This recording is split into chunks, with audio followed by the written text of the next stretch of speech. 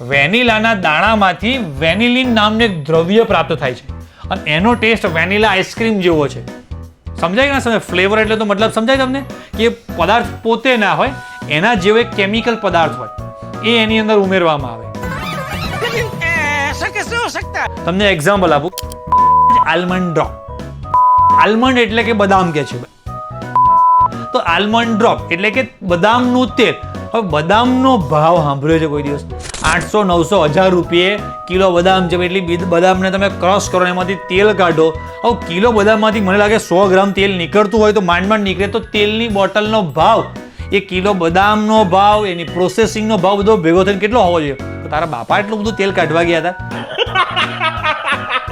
વસ્તુ સમજાય છે? એ સાદું કોઈ પણ તેલ ખાલી એમાં ફ્લેવર ઉમેરેલી હોય છે.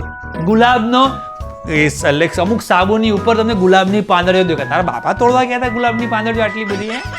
મિલ્ક સે બના. લોકોને પીવા દૂધ નથી મારો ભાઈ હરખું મળતું, એમાં સાબુમાં નાહવામાં દૂધ હોય ક્યાંય?